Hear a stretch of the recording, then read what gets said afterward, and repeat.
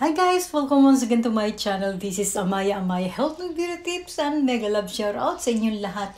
Huwag na huwag niyong tatapon ang inyong tibag sa may mga tagyawat, sa may mga melasma, at kung ano-ano pang problema sa inyong kutis.